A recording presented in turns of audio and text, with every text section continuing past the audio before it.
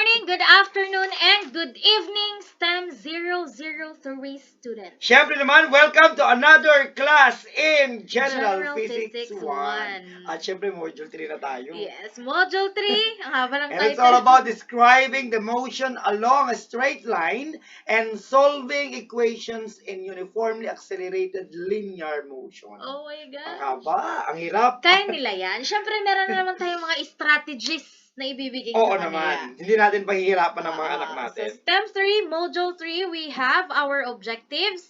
Una ay to precisely define displacement, speed, velocity, acceleration, and uniformly accelerated motion. And the second objective is to compute for the quantities that describe motion of an object. Okay, let's start with our main discussion. Okay. Wow. So, syempre, na-define na natin yung physics ng Module 1. At alam tama? na natin yan. Yes, Okay. alam na ang ibig sabihin ng physics. So, Under under physics, okay. ayan, meron pa tayong tinatawag na mechanics. And mechanics is the study of motion in general. It is the study of motion daw. Ano nga ba yung motion? Yun yung paggalaw. Study of motion. Pagkalaw, motion. Okay, then under mechanics, ma'am, may rin tayong dalawa. Yes. At tinatawag nating kinematics and dynamics. So, yan ang focus natin today. Yes, and when we say kinematics, ma'am, it is a study under mechanics that deals with describing the motion in terms of position, kung anong position niya, Yes. velocity, and acceleration of object. Yes, paggalaw ng isang object Yes. at yung position ng isang object. Yan ang Pag sinabi kinematics. namang dynamics, it is the study under a mechanics concerned with the forces that causes of the changes in motion. Forces naman kapag Yes. dynamics. Yes. Yung mga forces na nagkukos ng paggalaw. Ng isang bagay. Okay, yun naman. Yun. Maliwanag yun. Yes, next. Goodbye. Meron pa. Marami pa. Ayan, the motion of an object may be described by one or more of the following properties. So, ano yun? Dami. Una, displacement. When we say displacement, it refers to the change of position of an object. It is described by its magnitude and direction. Hence, it is a vector quantity. And the SI unit for displacement is always meter. Ayan. So, ibig sabihin kapag vector, meron siyang direction na Yes, kasama. okay. Ayan. So, displacement yon. Pag sinabi namang average velocity is the displacement divided by the time of travel. So, take note that speed is interchangeable used with velocity. Velocity is a speed with direction. Mamaya, ma'am, ano yan? Mas maiintindihan Emphasize na natin. Bonggang-bongga. And let's have instantaneous velocity. It is the velocity at a specific instant of time or a specific point along the path. Meron tayong tinatawag dyan na specific. Yes. Okay? Acceleration Alam is na the natin rate yan. at which velocity changes. Pagbabago-bago. Ng And velocity. next, parang, ay hindi siya na ulit. Instantaneous acceleration naman is the acceleration of a specific instant of Meron siyang time. specific. Basta Oo, kapag yung kanina yung instantaneous. velocity, merong pass. Ito naman, time. Time. Okay. Okay. Papaliwanag natin isa-isa yan mamaya, ma'am. Ayan. Pero Let's have pakita our muna formulas. natin yung formulas Diyos natin. ko, dami-dami. We have our formula. So, baka mamaya sabihin nyo, ilan lang yung pinakita, pero ang daming gagamitin. We can never compute for acceleration without knowing the speed. Yes, kasi. Okay? speed. So, pumunta So, tayo muna ito sa yung speed. formula natin. Distance divided by time. Velocity is delta D or displacement divided by time. Average velocity naman is displacement all over time interval or Represented by delta D all over delta delta time. T. Okay. Ay, sorry, delta time. Yes. Ang pangit ng delta T. Delta time. Ayan. Parang, ayoko sabihin pala yun. Oo. Bawal. Pumunta tayo ng basa na acceleration is always equal to change in velocity all over time. And in symbol, that is delta V over T. Buti na lang wala ng delta T. Is equal to final velocity minus initial velocity all over time. Take note that delta V is also equal to final velocity minus initial velocity. Okay. Ayan. And average acceleration, of course, we have final velocity minus initial velocity all over final time minus initial time. Nasaan na Time. yung So cursor those ko? Ayan. formulas, Ma'am Tintin, are very important. Yes. So, Okay? tandaan, paki-screenshot para mas madali mong hanapin pagdating ng mga You're so importanteng lucky for araw. now dahil hindi nyo pa kailangang i-memorize yan. Yes. Pwede nyo Provided. pwede nyo pang buksan anytime na gusto nyo kasi hindi pa namin kayo nakikita. Ewan ko na lang sa business. Ayan, tinakot din naman. Hindi naman. Kaya-kaya yan. Yun ang mga formulas natin. And of course, bago tayo mag-proceed sa solving, meron muna tayong uniformly accelerated motion. Dalawa po yan. Meron tinatawag horizontal. Pag horizontal, Ma'am, x-axis, y-axis. X, X-axis, kasi horizon, yes. pahiga. Horizontal motion, objects in uniformly accelerated motion move in constant acceleration. And according to Galileo, ma'am, the final velocity of an object starting from rest, which is v sub 0 is equal to 0, is equal to the product of its acceleration and the elapsed time. If an object does not start from rest, its final velocity will equal the sum of its initial velocity and the increase in velocity produced by the acceleration. In symbols, ito yon. Ayan, in symbols. Para may ayan. paliwanag natin ang horizontal motion, yan na yan. Ayan. So, mamaya, i-emphasize natin yan. Basta take note na ang equivalent lagi ng ating initial velocity Ay, is 0. Oo, lagi yan, ma'am. Magbabago-bago na lang yan. Depende Sa given yung sa increase ng kanyang velocity. Take note also, ma'am, siyempre, ma'am, from the word rest, wala pa siyang galaw, kaya 0 pa lang initial velocity natin. And acceleration, sabi nga natin kanina, ma'am, is equal to the final velocity minus initial velocity over time. D sub x, displacement. Baka sabihin nyo, ang dami-daming formula, no? Pinakita lang namin ulit yan. And displacement is equal to, ano na to? Ito, ma'am, initial velocity times cursor. time. Ayan. Initial velocity times time plus 1/2 of acceleration times time squared. Yeah. Okay. And alternative formula. Never mind that one. Ayan. Yan yung alternative formula natin, pero hindi natin siya emphasize. Yan, vertical motion naman or ang tinatawag nating free fall. It is a case of motion with constant acceleration. Take note, constant po, hindi nagbabago. The magnitude of the acceleration due to gravity or letter G, it is represented by letter G, is a positive quantity is equals to 9.8 meter per second squared. So yan po yung ating constant acceleration. At kapag sinabi nating constant, ma'am, hindi po yan nagbabago. Hindi nababago. Okay, so kapag nakita mo na dyan na sa formula natin merong G, that is always equal to 9.8 meter per squared seconds. Yes. Okay. The acceleration of a body is free fall. In free fall. In free fall is always downward. Kaya Siyempre free fall siya. Downward. The following are the equations for the free fall motion. Ayan. So, para mas maintindihan natin, eto. Kaya nga, ma'am, yung vertical y, di ba? Kaya kung titignan mo dito, kapatid, kanina dx, d sub x. Saan yan? Yung d sub x, yan. Kasi nga, horizontal motion siya. Yes. Kaya balik mo vertical doon. naman, dy siya, kasi nga vertical. kasi y-axis. Ayan. Okay. At ito po ang ating formula. Ayan. Okay. Yan naman ang ating formula. Meron na tayong G doon. Gravity yan. Ito yung 9.8 meter per second squared. Okay. Next. To summarize. Ayan. To summarize, ito po yung mga representation na gagamitin natin. Kay horizontal dimension, we have acceleration is A, distance is D, time is T, and velocity is V. And under vertical dimension, A sub G is what we call acceleration due to gravity. H is height, T is time, and V is velocity. So, mapapansin ninyo, ang nabago lang yung acceleration kasi involved na yung gravity. And of course, kasi hindi na siya distance, height na siya.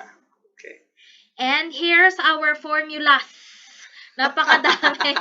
Ayan, so i-consolidate natin. Don't worry mga anak kasi we will guide you all throughout na matapos natin yung And promise natin dyan, Ma'am Tintin, sa kanila na iisa-isahin naman natin yan. Yes. And with that, let us now proceed with our examples. Okay? Siyempre naman. Parang di pagdada. Magbibigay tayo sa mga anak natin ng mga examples kasi love na love natin ang mga STEM. If a school bus moves 1,600 meters at an average speed of 12 meter per second, how long did the journey take? Wow. Okay?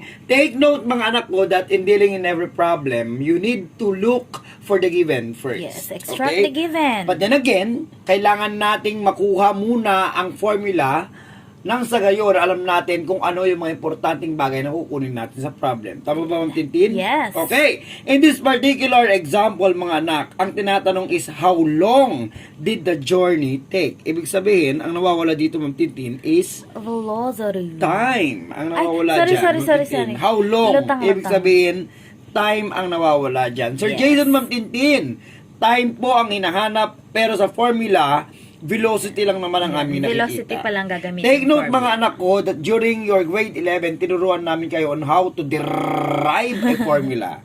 Okay? So let's derive this one para mapalabas natin kung anong formula ng time. Sabi namin ni Ma'am Tintin, in every whole number or whole, ano tawag dito, ma'am, variable, meron tayong tinatawag na denominator of 1, imaginary. Yes. Since fraction versus fraction na siya mga anak ko, pwede na natin i-cross, multiply. Okay? V times T is syempre equal to V times T time. is equal to D. But then again, ang hinahanap nating time, so let's divide both sides by V. Okay? Para maiwan ay si time. Therefore, meron na tayo ngayong time is equal to distance or over velocity. Going back on the problem, is a school bus moves 1,600 meter at an average speed of 12 meter per second. How long did the journey take? Okay? Siyempre mga anak ko, it's obvious that our distance there is 1,600 meters. meter. At dahil nga wala naman ng ibang given, it follows that our velocity in that particular problem is 12 meter per second. Since meron na tayong mga given, meron na tayong formula, we are now ready to substitute. Time now is equal to D or distance is equal to 1,600 meter. Yes. All over. Okay? Our velocity is equal to 12 meter per second. Cancel na yung meter dyan. Ang naiwan ay seconds. Okay? Using our mahiwagang scientific calculator, hindi ko alam kung saan ko na ilapag. Okay?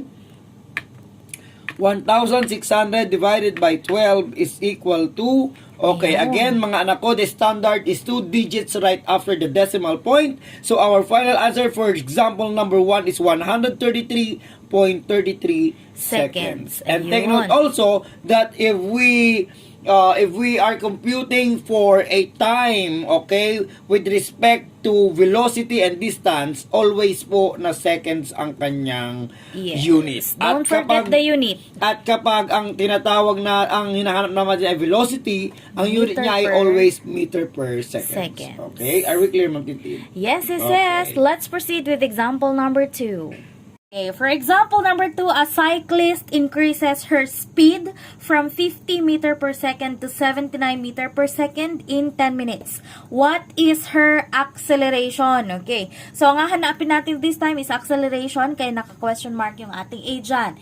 And kagaya ng mga formulas na ipinakita natin doon sa ating slides, alam natin that the formula for acceleration is A is equal to final velocity minus initial velocity all over time. And sabi nga ni Sir Jason kanina, it is very important for us to extract our given first.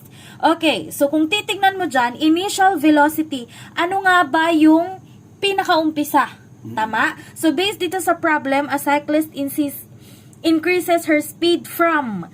So nagsimula daw siya sa 50, so ibig sabihin our initial velocity is 50 meter per second. From 50 to 79 meter per second, so ibig sabihin yan ang ating final velocity.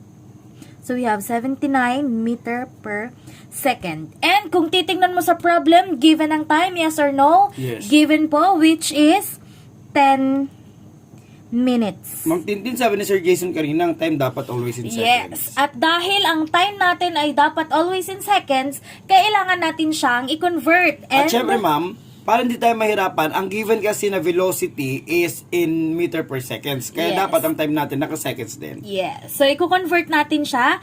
And naturuan na kayo sa module number 1 kung paano mag-convert. So, let's apply. We have here, sabi namin dati, kapag merong whole number dyan, meron siyang imaginary denominator of 1. Since nata sa taas yung minutes, para makancel siya, ilalagay natin dito yung minutes. Okay, so, in 1 minute, dahil seconds ang hinahanap, ilang seconds ang meron tayo sa 1 minute? 60. Okay, 60 seconds. Cancel na yan. Let's proceed. 10 times 60? 600. 600. Na-cancel ang minutes. Anong unit na naiwan? Seconds. At dahil naka-seconds na yan, we are now ready to substitute. Okay, let's substitute. A now is equal to, what is our final velocity? 79 meter per Okay. second. 79 meter per second minus initial velocity is 50 meter per second all over. Ang time po natin ay 600 seconds. Okay.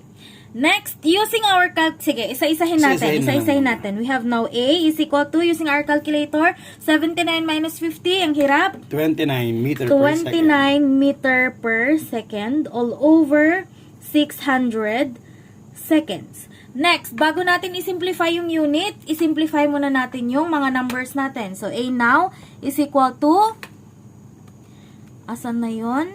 29 divided by 600, it is equal to 0.048. 0.048. Ma'am, sabi Now, nyo kanina 2 digits right after the decimal point. Is it okay that my final answer is 0.05? yes, 0.048 or 0.05 is accepted. Depende na lang po sa given na choices or sa given na instructions. Okay? And paano natin isi-simplify yung ating anong tawag dyan? Unit. Square seconds dapat. Paano natin isi-simplify yung ating unit? Cancel mo yung meter. Okay, so, since dalawa yung squared natin dyan, ibig sabihin, Squared, yes. ay, sorry, since dalawa yung since dalawa yung seconds natin dyan, magiging squared po siya. So, we have now meter per second squared, or 0.5 meter per second squared. Okay. Final answer. May question ka, Sir Jason? Wala po. Let's not Meron! proceed. Paano naging squared seconds? Ayun, paano naging meter per second squared? Diba nga po sa taas, meron tayong, papakita ko lang para hindi kayo ma-confuse, meter all over second. Tama? Yes, very all good. over S, all over, sabi natin may imaginary denominator of 1. So, inside, outside, M times 1, M, S times S, S S squared. Kaya po siya naging meter per second. Squared. Okay. Okay, that is an example number Number 2. Let's now proceed with example number 3. Ayan, mas i-level up natin ng konti ang ating example number 3. Okay, Ma'am Tintin, will you please read? A man walks 3 kilometers south in an hour and then 1.7 kilometer west in 30 minutes. Find the velocity of the man. Okay, find the velocity of the man. Tigda dalawa yung given. Since Ma'am Tintin, alam naman natin that we're looking for the velocity, okay, obviously, ang ating gagamitin na formula is velocity is equal to d all over time. And when you take a look on our problem, dalawa po ang binigay na distance at dalawa rin ang ibinigay na time. Okay, since dalawang distance, pwede rin natin itong tawaging displacement. Yes. Okay? With that, we are now ready to get the important factors on our problem. Okay, yung tinatawag, sabi nga ni Ma'am Tintin, analyze very carefully the problem, then para dapat makuha natin ang tamang given. Okay, distance. Ano ba yung mga distance na nababasa mo dyan, Ma'am Tintin? 3 kilometers and 1.7 kilometers. 3 kilometer plus 1.7 kilometers. Since dalawa po ang ating distance, magplaplasin natin. Okay? So this is equal to 4.7 kilometer. O, dito muna tayo, Ma'am Tintin. Mamaya natin pakialaman yan. Time. Dalawa rin ang time natin. Okay? We have 1 hour and 1 3 minutes. 30 hour minutes, sorry. plus 30 minutes. Tumayo Okay? pa. Pagplasin natin, Ma'am Tintin, alam natin that 1 hour is also equal to 60 minutes. Okay? So, pagpaplasin natin, we have 60 minutes plus 30 minutes. We already have 90 minutes. May question ako, Ma'am Tintin. Sabi natin kanina, ma'am, dapat naka-meter per second siya. Yes. Nagkaroon tayo ng kilometer per minute. Okay? It only means one thing, that we need to what? Convert first the given. Let's start with distance. Ipapakita ko lang mga anak ko. Our distance is equal to 4.7 kilometer. Isn't it, Ma'am Tintin? Yes. Okay, we have our imaginary denominator 1. Okay, i-convert natin siya into meter. Meters. So, meron tayong times. Okay, ibababa natin si kilometer since si kilometer nasa taas. In every 1 kilometer, Ma'am Tintin, how many meter do we have? 1,000. Very good. We have 1,000 meter. Again, 1 kilometer is equal to 1,000 meters. Since nasa meter na siya, pwede na natin i-cancel ang ating kilometer. 4.7 times 1,000 is equal to what? 4,700. 4.7 times 1,000 is equal to 4,700 meter. Since 1 yan, all over 1, okay na tayo sa 4,700. Okay, are we clear? Yes. Since naka-meter na po ang ating distance, okay, ang problema natin yan mga anak ko ay ang time. Ang time po ay kailangan natin convert sa seconds. Okay? So, we have 90 minutes. Means, yan. Okay, 90 minutes. Ito po yung time natin. Okay, meron tayong imaginary denominator of 1. Okay, i-convert natin into seconds. Okay, nasa taas, ibababa natin si minutes. In 1 minute, how many seconds do we have? 60. We have 60 seconds. Equal to 90. Cancel. Okay, cancel na po yung minutes. 90 times 60. 5,400. 90 times 60 is equal to 5,400 seconds. Okay? Meron na po tayong distance, meron na po tayong time. We are now ready to get our velocity. Our velocity now is what? Okay, equal to displacement, or ang tinatawag nating distance is equal to 4,700 meter. Okay? All over. Okay? Our time is equal to 5,400 seconds. Using our calculator, mga anak, 4,700 divided by 5,400, that is equal to 87. 4,754 equal to 0.87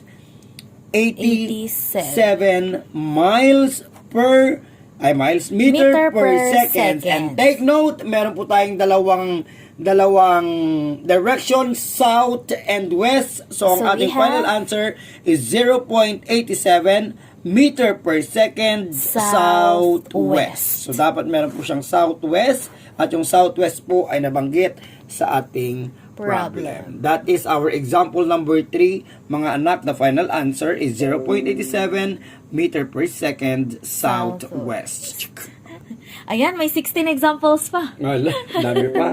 Ayan, so let's proceed with our with our example number 4. Huwag nyo na lang pansinin yung Ako mga, na, ayan, magbabasa. sa likod. O, sige. An object moving at the rate of 100 centimeter per second, it is then accelerated 3 centimeter per second for 5 seconds. Now, meron tayong dalawang required, ma'am.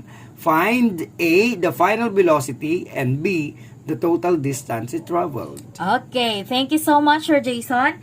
Next, kagaya ng lagi nating sinasabi, we need to extract first our given. Pero kung titingnan nyo, sabing natin, dalawa ang ating hahanapin, which is the velocity. So, final velocity, so question mark na yan. And the distance, so question mark na rin yung letter D natin. Hahanapin natin yung ating initial velocity. So, ang initial velocity natin dito ay, kung titingnan mo yung problem, an object moving at a rate now of 100 meter per second. So, very obvious, 100 meter per centimeter per second. Next, since naka-centimeter yan, kailangan natin siyang i-convert into meter per second. So, i-multiply natin yan ulit. Okay. So, centimeter all over second, para makakancel si centimeter, ilalagay natin siya dito. Okay. So, in 1 meter, ilang centimeter ang meron tayo? 100. 100 centimeter. So, it is equal to, let's apply 100 times 1 100. divided by 100. 1. It is equal to 1.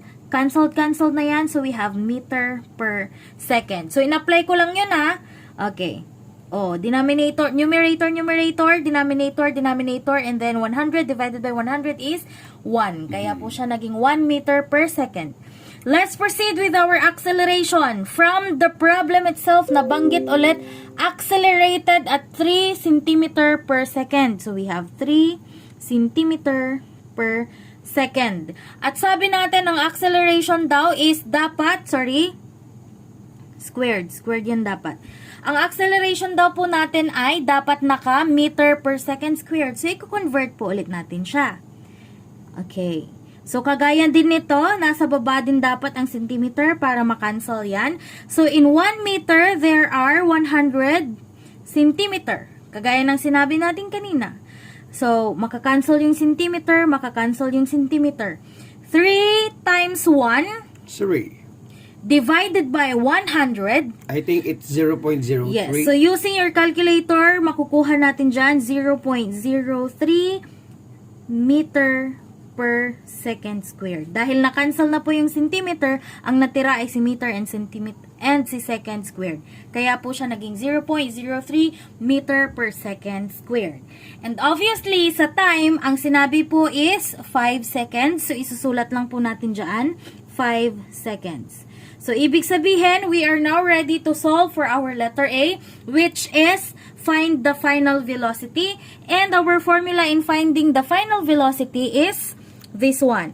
Initial velocity plus acceleration times time. So, susundan lang natin yan. Isa-substitute lang natin yung mga given natin. Yung mga nakuha natin kanina. Okay? So, we have letter A. VF is now equal to initial velocity natin. Pakita ko lang.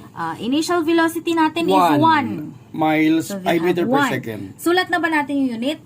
Sulat mo na. Sige, sulat na natin. 1 meter per second. Ang formula natin, plus acceleration daw, 0.03 meter per second squared.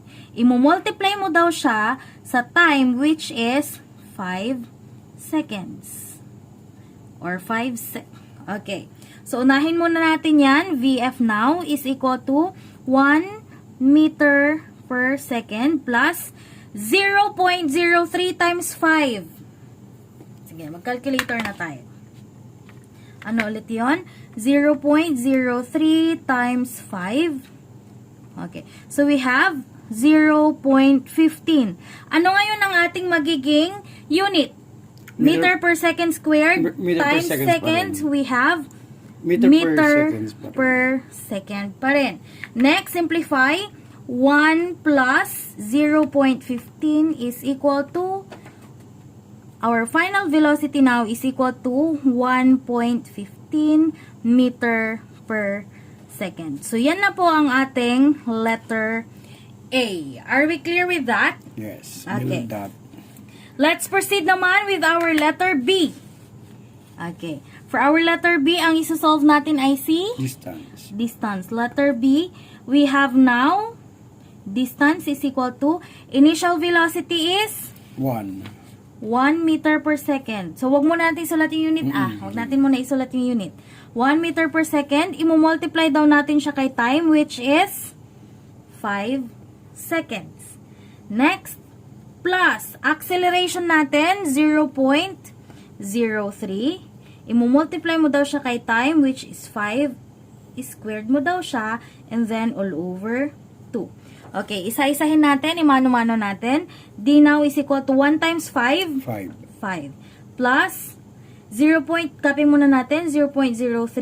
And 5 squared is 25. 25. All over 2. D is equal to 5 plus 0. Ito, pwede na nating idiretso yan. Idiretso na natin using our calculator.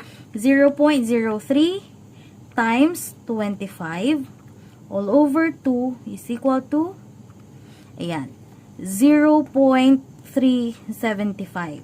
So, 0.375 plus 5 is equal to, distance is equal to 5.375. Or 38. Or 5.38. Okay lang yan. At ang sabi natin, ano daw ang unit natin kapag distance? Magiging meter. Meter daw. So, meter ang ating magiging sagot. Now, question. Paano siya naging meter? Yes. Paano po naging meter yon? Sobrang dami. Papakita natin, Ma'am Tintin, kung bakit naging meter ang final answer and dami-dami. Okay? Yes. Ano po ang ating unit sa ating initial velocity? Meter per second. Meter All over. Yan. seconds. Times time. Ano po ang unit ng time natin?